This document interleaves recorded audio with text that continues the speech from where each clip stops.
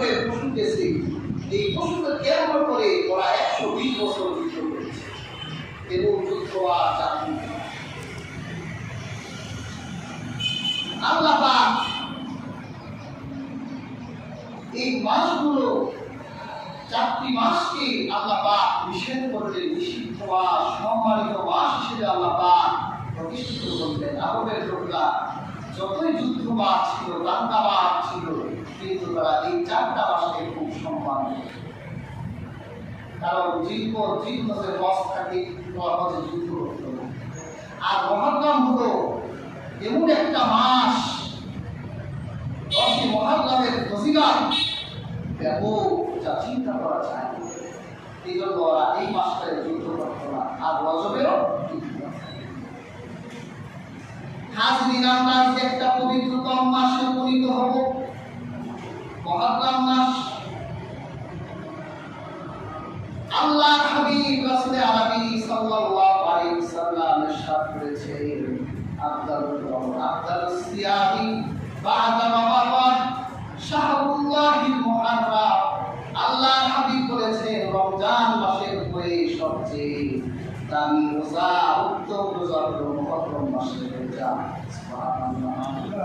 আপনি যে রমজানের রোজা রাখেন, রমজানের রোজার যত গুরুত্ব আছে, তারপরে গুরুত্বর দিক থেকে সবচেয়ে গুরুত্বপূর্ণ রোজা হলো মুহররম মাসের রোজা।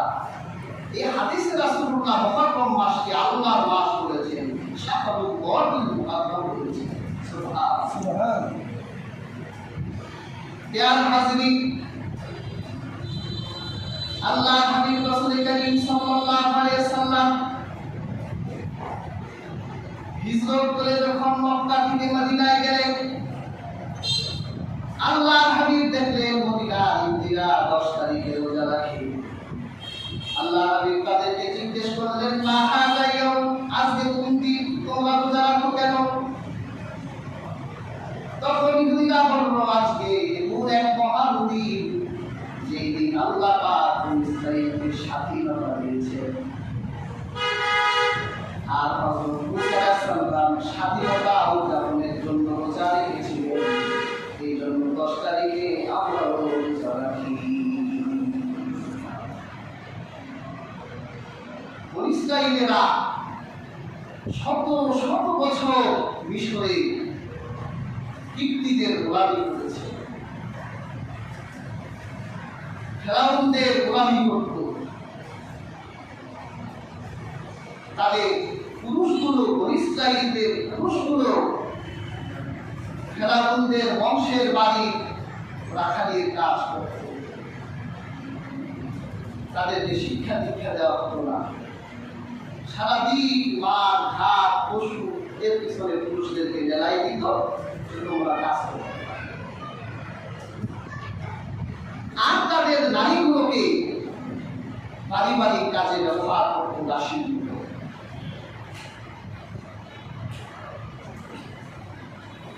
উচ্চবাচ্য করলে নির্যাতন, অনাচার, অত্যাচার। মুসা আলাইহিস সালাম এর প্রতিবাদে একবার করছিলেন। তিনি দেখলেন রাস্তায় মুসার বংশের সাথে ফেরাউনের বংশের বিবাদ। মুসা আলাইহিস সালাম বিবাদ দিতে গিয়ে এমন এক চটকানা দিয়েছে, ফেরাউনের বংশের লোকটা মারা গেছে। ফেরাউন মুসা আলাইহিস সালামকে হত্যার নির্দেশ দিলে মুসা আলাইহিস সালাম মিশর ছেড়ে তিনি মাদায়েনে চলে গেলেন। অনেক বর্ণনায় আসছে তিনি মাদায়েনে দীর্ঘ 45 বছর ছিলেন। সেখানে বিয়ে করলেন। অনেকদিন পর মুসা আলাইহিস সালামের ভিতর তার দেশের ভালোবাসা প্রভাবিত হল। মায়ের কথা মনে পড়ল, বোনদের কথা মনে পড়ল, ভাই ভাবিনের কথা মনে পড়তে লাগলো। মুসা আলাইহিস সালাম তার শ্বশুর নবী শুআয়ব আলাইহিস সালামকে বলল যে, আব্বা, আমি একটু আমার মাতৃভূমি মিশর যেতে চাই। শুআয়ব আলাইহিস সালাম বলল, ঠিক আছে, তুমি যাও। তখন আপনারা জানেন মুসা আলাইহিস সালাম রাতের বেলা, ওই দিন রাতের বেলা মুসা আলাইহিস সালাম নবী হয়ে গেলেন। তিনি পাহাড়ে গিয়েছিলেন আগুন আনতে, স্ত্রী প্রসব বেদনা, বাচ্চা হবে, ভালো লাগবে। মুসা আলাইহিস সালাম আগুন আনতে গিয়ে দেখেন একটা গাছে আগুন।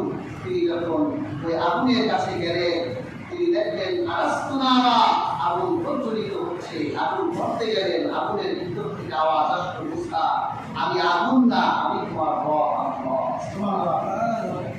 যাও, তুমি নবী হয়ে গেছো। ইযহাব ইলা ফিরআউন ইন্নাহু তাগা, ফিরআউনের কাছে যাও, ও তো সীমানার বাইরে চলে গেছে। তেমন হাজির মুসা আলাইহিস সালাম গেলেন, গিয়ে দেখলেন তার কওমের প্রতি ফিরআউনের অত্যাচার এখনো কমে নাই। তার কওমের পুরুষদের রাখালের কাজ করায়, শিক্ষা দীক্ষা দিতে দেয় না। আর তার নারীদেরকে বাড়ি ঘরের কাজ, দাসীর মতো কাজ করায়। হযরত মুসা আলাইহিস সালাম নিজের কওমের এই অবস্থা দেখে মনের ভিতর কষ্ট পেতে লাগলেন। আল্লাহর কাছে ফরিয়াদ করতে লাগলেন, হে আল্লাহ, এই পরাধীনতার ভিতরে কিভাবে বেঁচে থাকা যায়? আমাকে নাজাত দেন, আমার কওমের মানুষদেরকে নাজাত দেন। আল্লাহ পাক হযরত মুসা আলাইহিস সালামকে বলল, ঠিক আছে, তুমি তোমার কওমের মানুষদেরকে রাতের বেলায় উদ্ধৃত করো, আর মিশর ছেড়ে রাতের বেলা আমার নির্দেশে লোহিত সাগর পার হয়ে তিহি প্রান্তরের দিকে রওনা হয়ে যাও।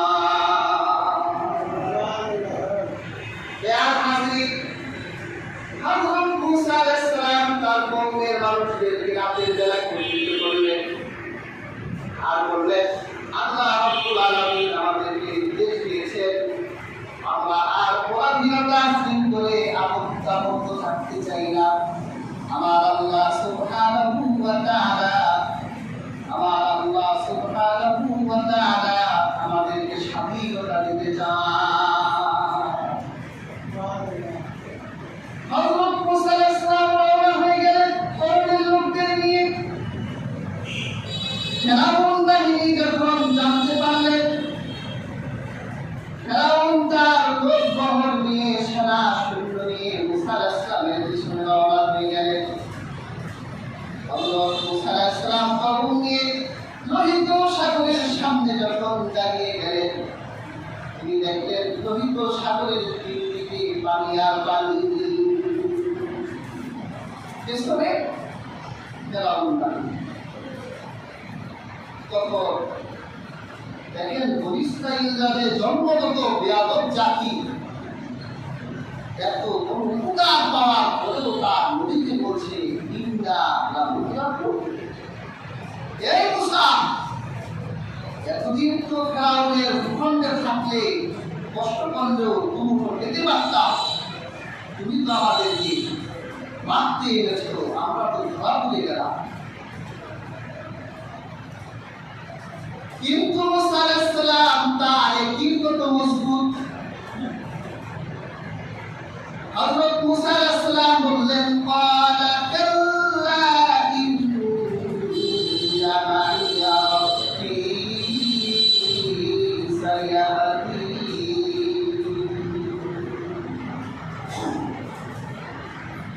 মুসা আলাইহিস সালাম বললেন, no, with me is my Allah. Indeed, He will guide me. বললেন যে না, আল্লাহ আমার সাথে আছে, তিনি আমাকে পথ দেখাবেন। এরকম মজবুত ইমান থাকা দরকার।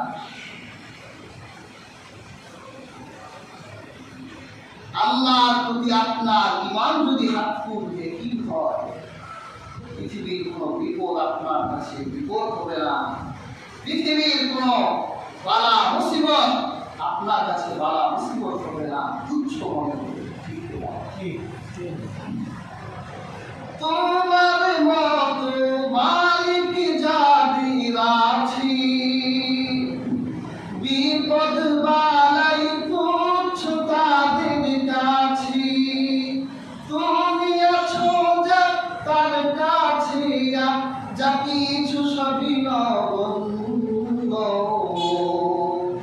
ধন্য আমি ধন্য শুধুই তোমার জন্য।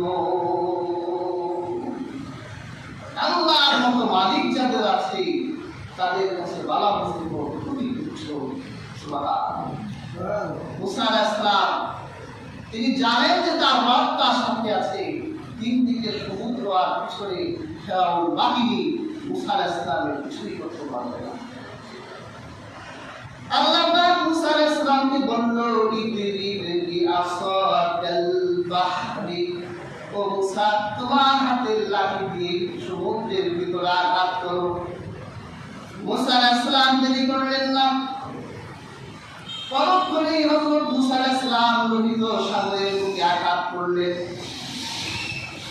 কোরআন কারিমে এসেছে ঢেউগুলো পাহাড়ের মতো হয়ে গেল, মনে হলো যেন লোহিত সাগরের ভিতরে পাহাড়, আর সেই পাহাড়ের ভিতরে সুচারু রাস্তা। 12টা রাস্তা হয়ে গেল। মুসা আলাইহিস সালাম আর তার সাথী সঙ্গীরা সেই পাহাড়ে, মনে হলো যেন পাহাড়ি রাস্তার ভিতর দিয়ে সবাই লোহিত সাগর পার করবে। ফেরাউন মনে করতো যে এই রাস্তা বাপে বানাই দিয়েছে, একেবারে শূন্য সামগ্রী নিয়ে লোহিত সাগরের ভিতর দিয়েছে। আল্লাহ পাক বলল, ফেরাউন 16 আনা পাপ তোর পূর্ণ হয়ে গেছে। 600 বছরের রাজত্ব তোর, হাজার হাজার পুরুষ শিশু সন্তানদেরকে হত্যা করেছে। ওয়াস্তাহইউনা নিসাআকুম, হাজার হাজার কন্যা সন্তান জীবিত রেখেছে, পুরুষ জন্ম নিলেই হত্যা করা। পুরুষদের উপর অনাচার অত্যাচার, নারীদের ঘরের দাস দাসীতে পরিণত করেছিলি, 16 আনা পাপ তোর মোচন হয়ে গেছে। আজ পৃথিবীর মুখ থেকে ফেরাউন বিলেত করে দেওয়া হবে। সেই দিন ফেরাউন লোহিত সাগরের ভিতরে বিলেত হয়ে গেল।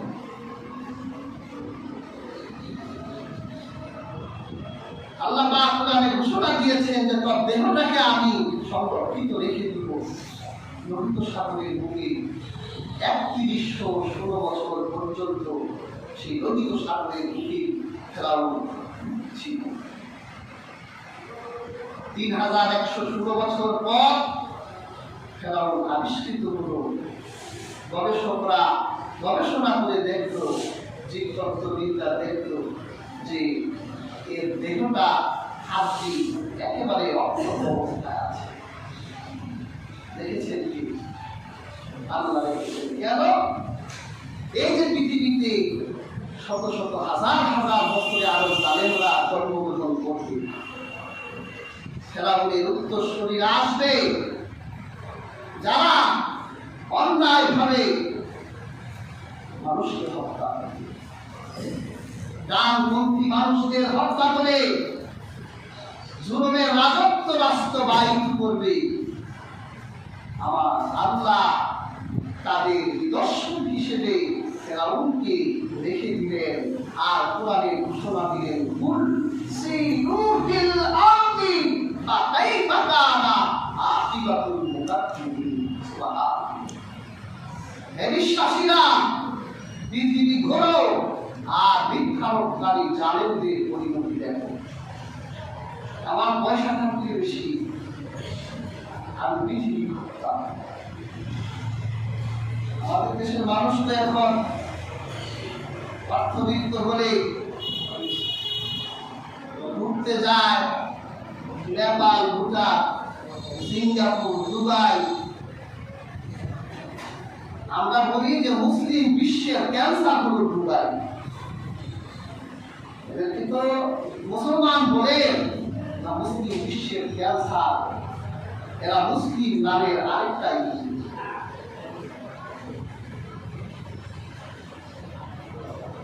এই যে আমরা একটু পয়সা হলে এই আলতু ফালতু দেশগুলি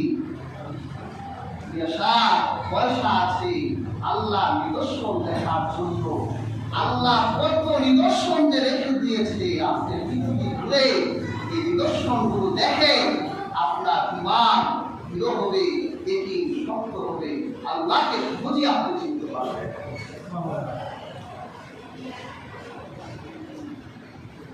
এজন্য আল্লাহ পাক ৩১-১৬ বছর পর্যন্ত ফেরাউনকে লোহিত সাগরের বুকে রাখলেন। সেখান থেকে তুলে এনে মিশরের মিউজিয়ামে রাখা হলো যে এরপর আগত জালিমরা ফেরাউনের দৃশ্য দেখে যেন শিক্ষা গ্রহণ করতে পারে যে ৬০০ বছরে জালিমের রাজত্ব আল্লাহ পাক যেভাবে মুছে দিয়েছে, পৃথিবীর ৭০ বছরের জুলুমকে আল্লাহর পক্ষে মুছে দেওয়া একটা নগণ্য সময়ের ব্যাপার মাত্র। এর থেকে পৃথিবীর জালিমদের শিক্ষা নেওয়া দরকার ছিল, কিন্তু জালেমদের জুলুম কিন্তু বলে না। মসনদে বসলে ধ্যান করেনগে ডানকে বাম আর বামকে ডান বানানোর চেষ্টা করে, কিন্তু পৃথিবীর বুকে মুসাদের কেউ মুছতে পারে নাই। যারা মুসাদের মুছতে গিয়েছে তারাই পৃথিবীর বুকে মুছে চুরমার হয়ে গেছে, ইতিহাসের নির্দিষ্ট ডাস্টবিনে তারা পড়ে ঢুকে ঢুকে পৃথিবীর মানুষের কাছে নিন্দানীয় হয়ে গেছে।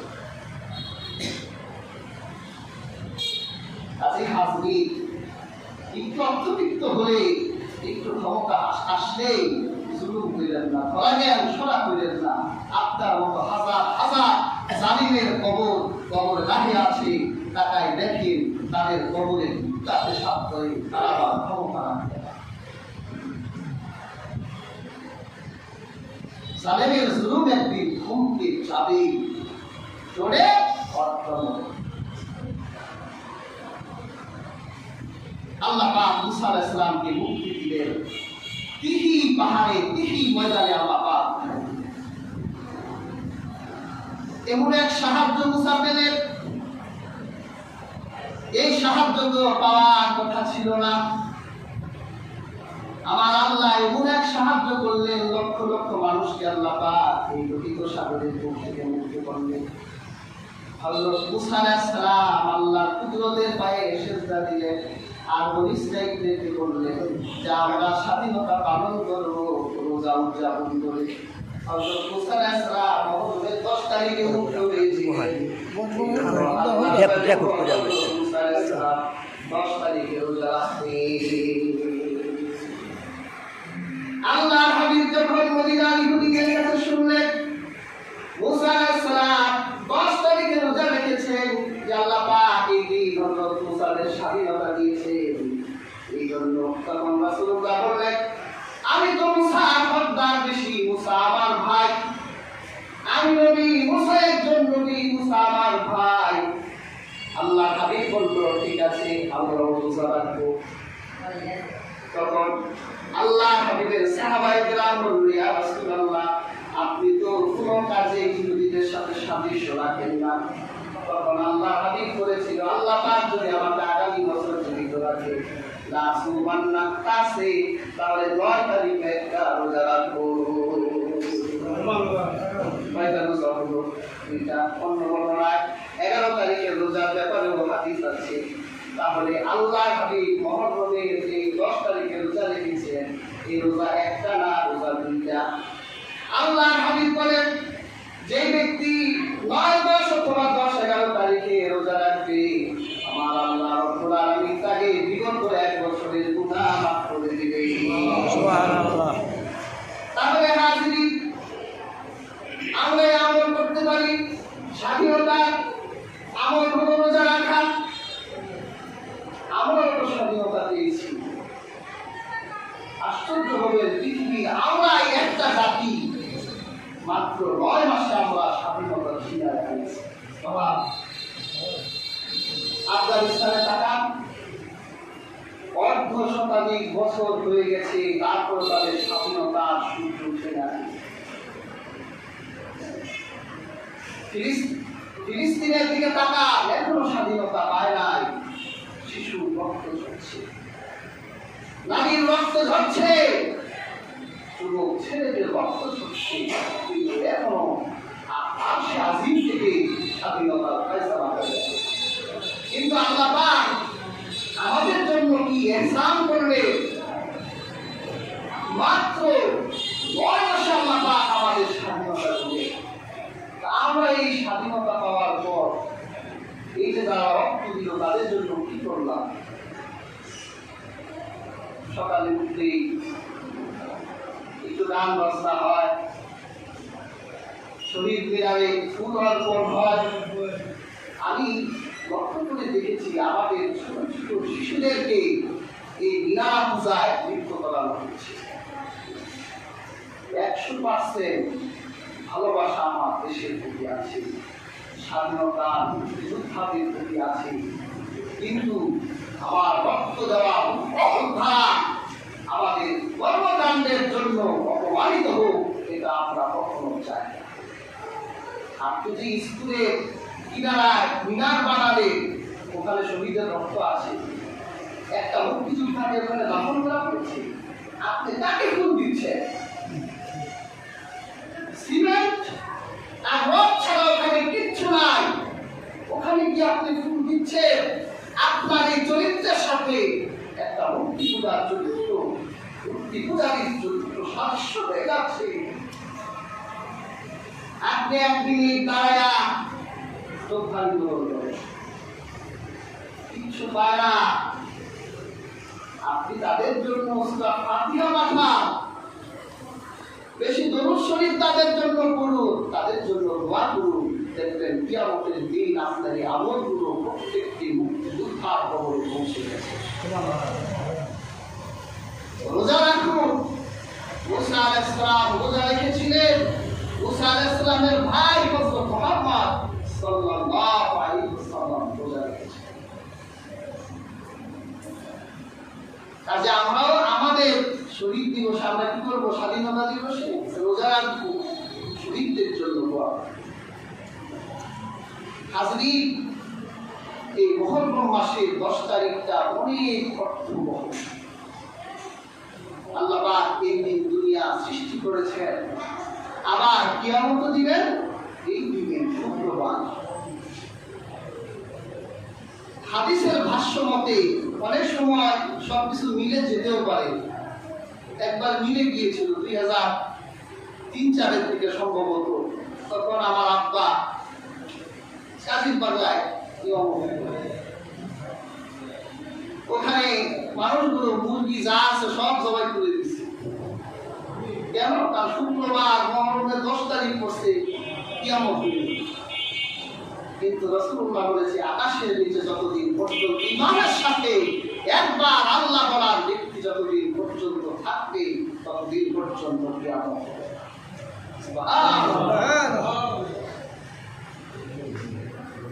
আবার আল্লাহ সুবহানাহু ওয়া তাআলা জান্নাত সৃষ্টি করলেন মুহররমের 10 তারিখ, আদমকে দুনিয়ায় পাঠালেন মুহররমের 10 তারিখ। এই জন্য 10 তারিখটা খুবই অর্থবহ। তবে ইতিহাসে রাসূলুল্লাহ ওয়াফাতের প্রায় 50 বছর পর ইতিহাসে এক নির্মম ঘটনা ঘটেছিল, যেটা 10 মুহররমের সাথে সম্পৃক্ত না, কিন্তু 10 মুহররম এসে গেলে ইতিহাসের সেই কালদিনটির কথাও আমাদের মনে পড়ে যায়।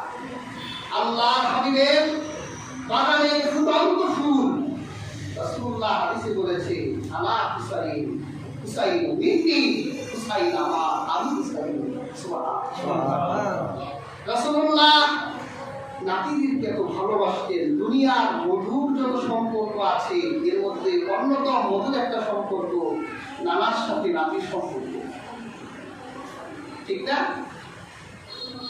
রাসূলুল্লাহ যখন বাজারে যেতেন, বাজার থেকে ফেরার সময় নাতিদের কথা মনে পড়লে নাতিদের জন্য কিছু নিয়ে আসতেন। একবার রাসূলুল্লাহ ফাতেমার বাড়ির উঠানে দাঁড়িয়ে ডাক দিচ্ছেন, আইনা লুতা, আইনা লুতা, এই বাড়িতে কোনো খোতা আছো? খোতা। দরজাটা খুলে ইমাম হাসান ধরতে রাসূলুল্লাহ বুকের উপর দৌড়ে গিয়ে ছাপতে রাসূলুল্লাহ চুমা দিলেন। সাহাবীদেরকে বলল, তোমরা এই শিশুটিকে দেখো, আকাশ আকাশে হাত তুলে দোয়া করলেন, হে আল্লাহ, আমি মুহাম্মদ সাল্লাল্লাহু আলাইহি সাল্লাম এই শিশুটিকে ভালোবাসি, তোমরাও এই শিশুটিকে ভালোবাসো। যে এই শিশুটিকে ভালোবাসবে তাকে আল্লাহ ভালোবাসবে। সুবহানাল্লাহ। তাহলে হাসানকে ভালোবাসবে আল্লাহ, যে ভালোবাসবে তাকে আল্লাহ ভালোবাসবে, যে হুসাইনকে ভালোবাসবে আল্লাহ তাকে ভালোবাসবে। সেই ভালোবাসার প্রতিদান ফুরাতের প্রান্তরে কারবালার মাঠে কুফাবাসীরা দিতে পারল না। শত শত চিঠি পাঠিয়েছিল, আপনি আসেন আসেন আসেন। তিনি তো গেলেন। হাজিরিন, কি হৃদয় বিদারক ঘটনা আমি সামনের সপ্তাহে আলোচনা করব। যখন যুদ্ধ বেজে গেল, দুইটা দল দুই পাশে দাঁড়িয়ে আছে, তখন ইমাম হোসেন দেখলেন কুফার যে জনগণরা চিঠি লিখেছিল দর্শকের ভূমিকায় সবাই দাঁড়িয়ে আছে মাঠের বাইরে। তখন ইমাম হোসেন চিঠি বের করে নাম ধরে বলল, হেরে অমুক, তুই আমাকে চিঠি লিখেছিলি না? আপনি কোথায় আসে? আগে আমাদের জীবন দিতে হবে, তুই ওখানে দাঁড়িয়ে আছিস। আজ দর্শকের ভূমিকা পালন করছিস,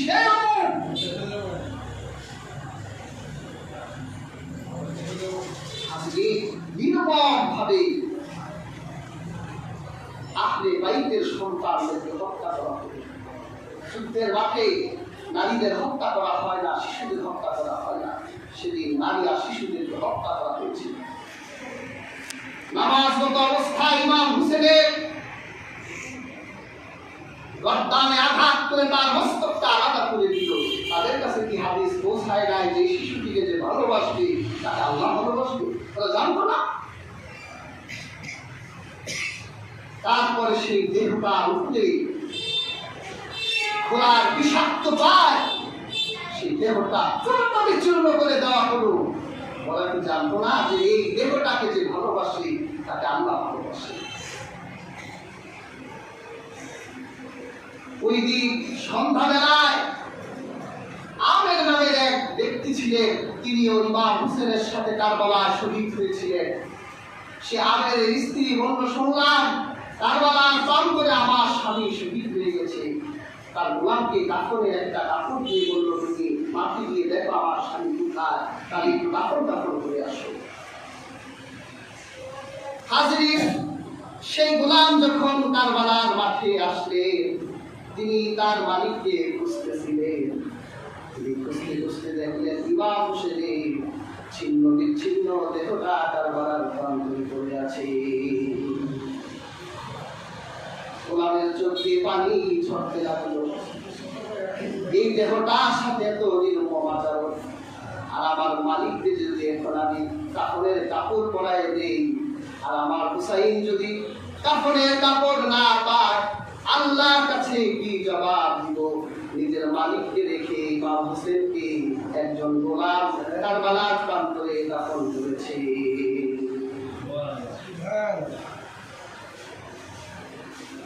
মাথাটা কি আচরণ করা হয় ওবাইদুল্লাহ বিন জিয়াদ, ঠোঁটের উপরে সহি হাদিস, ঠোঁটটার উপর আঘাত করছে। রাসূলুল্লাহ সাহাবী হযরত আনাস সেখানে দাঁড়ায় বলল, থামো, বেয়াদবি করছো। আমি অসংখ্যবার দেখেছি আল্লাহ হাবিবের ঠোঁটটার ভিতরে চুমু দিয়েছে। কোথায় ভালোবাসা? মুখের ভালোবাসা ভালোবাসা না, হৃদয় দিয়ে ভালোবাসতে হয়। আশিকরাও ছিল, এটাই শেষ কথা বলছি। আশিকও ছিল। হেজাজের বাজারে এক আশিকা ছিল। যখন ইমাম হোসেনের মাথাটা ইয়াজিদের দরবারে পাঠাবে, তখন সেই ইমাম হোসেনের পরিবারে তার স্ত্রী জীবিত ছিলেন, ইমাম হোসেনের বোন জয়নাব জীবিত ছিলেন, একটা পুরুষ জয়নুল আবেদিন জীবিত ছিলেন। এই কয়েকজনকে দিয়ে হেজাজ দিয়ে তাদেরকে দামেস্কে পাঠানো হলো। হেজাজের বাজারে এক নারী, মদিনার মানুষ যদি শুনতো যে বাজারে ঢুকেছে, ওই মদিনার মানুষদেরকে খাওয়াতো। যখন শুনলো যে এক মদিনার একটা কাফেলা হেজাজের বাজারে আসছে, অনেক রান্না করে সেই কাফেলার কাছে গিয়ে বলল আপনারা খান। তখন ইমাম হোসেনের মনের চোখ দিয়ে পানি ঝরে পড়েছিল আর বলেছিল আমাদের সাথে এমন নির্মম নির্যাতন হয়েছে, এই রাস্তা দিয়ে আমরা এসেছি, আমাদের একটু খাবার তারা খেতে দেয় না। বল তুমি কে যে আমাদের এই হেজাজের বাজারে মেহমানদারি করবে? তখন সেই নারী বলেছিল আমি মদিনার রাসূলুল্লাহর কন্যা ফাতেমার ঘরের দাসী ছিলাম। আমার যখন বিয়ের বয়স হয়ে গিয়েছিল তখন ফাতেমা আমাকে বিয়ে দিয়ে দিলেন এই হেজাজের এক ব্যবসায়ীর সাথে। সেদিন আমার এত কষ্ট লেগেছিল, আহলে বাইতদেরকে ছেড়ে, মদিনা ছেড়ে, রাসূলুল্লাহর রওজা ছেড়ে আমি হেজাজ চলে যাচ্ছি। আমি আল্লাহর কাছে দোয়া করতাম, আল্লাহ মৃত্যুর আগে একবার হলেও আহলে বাইতের সাথে আমার একটা দিদার দেখাই দিও, তাদের মুখে আমি যাতে একটু কোরমা খেজুর খাওয়াই দিতে পারি, এই দোয়া আমি আল্লাহর কাছে করতাম। এই জন্য আমি মদিনার মানুষ পেলেই মেহমানদারি করি। তখন জয়নব বলতো, তুমি যে ফাতেমার ঘরের দাসী ছিলা, তুমি কি জয়নবকে ছিল? হ্যাঁ, তখন ফাতেমার মেয়ে ছিল জয়নব, খুব ছোট দেখেছি। তুমি কি হাসান হুসাইনকে চেনো? আরে আমি তো হাসান আর হুসাইনকে কত তুলে নিয়েছি, যা গণনা করে শেষ করা যায় না। তুমি কি তোমার সেই হুসাইনকে দেখতে চাও? হ্যাঁ, আমি হুসাইনকে তো দেখতেই চাই, আমি তো আল্লাহর কাছে সেই ফরিয়াদ করি।